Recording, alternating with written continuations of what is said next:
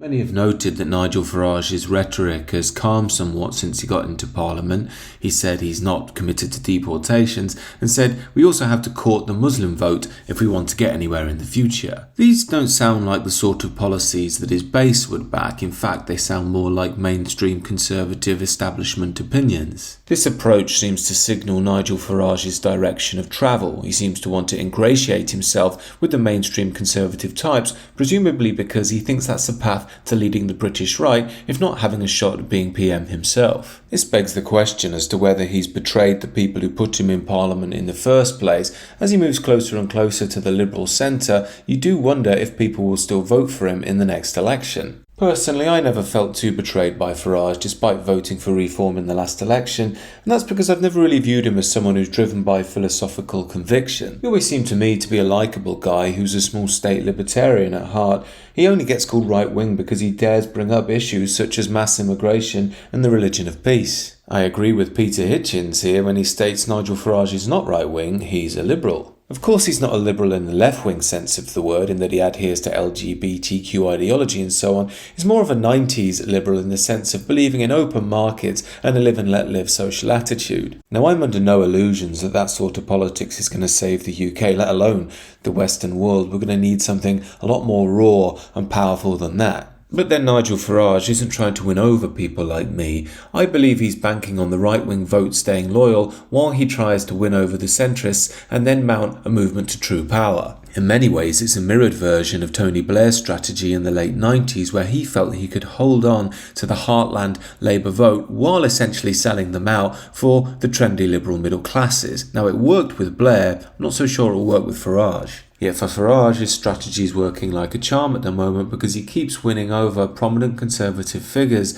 Just this week, he's won over Andrea Jenkins, an ex-Tory MP, and he's also brought to Reform Tim Montgomery. He's a former advisor to Boris Johnson. Even more shockingly, we've had puff pieces on Sky News recently speaking about how Reform UK is winning the quote-unquote bro vote. That means young men. Could all this be signalling the acceptance of Nigel Farage and Reform into the liberal mainstream? It's looking like it may be the case, and it may also explain why Rupert Lowe, a previously relatively unknown Reform MP, is making a lot more noise recently, playing to the Reform base. Case in point, here's quite a humorous interaction featuring Clive Lewis and Rupert Lowe. Clive Lewis is stating he's going to take to the streets to battle the anti-migrant far right. Rupert Lowe replies, "Morning Clive, I've asked the Home Office to establish a scheme through which MPs supportive of illegal migrants can house one in their own home. You say migrants are welcome, we wouldn't want anyone to think you're a hypocrite. I assume you will be participating."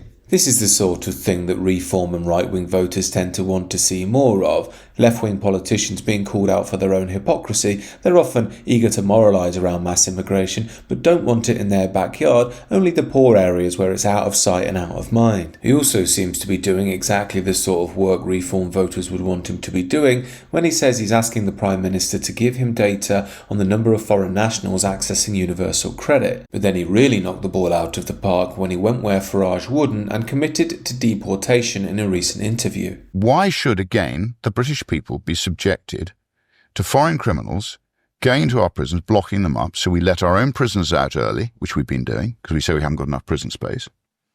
They're released, and then they perpetrate a crime on an honest, decent British person. Wrong. So what we have to do is start dealing with that. Deport them. If you come here, you live here, and you commit a crime, you go. Again, exactly the sort of rhetoric that will go down very well with Reform's base. Now, call me a cynic if you will, but it seems to me this might be a political strategy.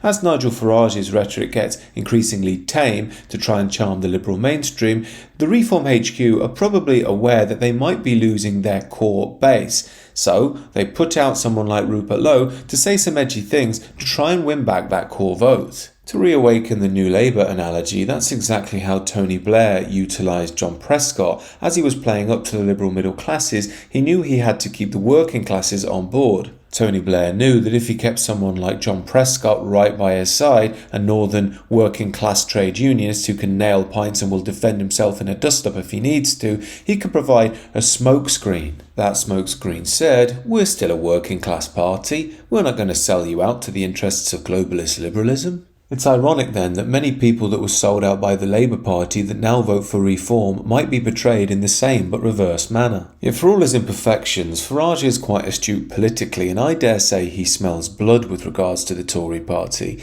We all know they're going to struggle under Kemi Badenoch, and it's been notable how silent he's been with regards to Keir Starmer in large part. That may be because he's got Badenoch in his scope first. If he can take her down, he becomes the de facto leader of the right. That can make him kingmaker. It could lead to a coalition with the Tories. It may even mean him leading the Tories. Anyway, it'll be interesting to see how all this unfolds. Do let me know what you think down below, and if you're new, do consider subscribing to the channel.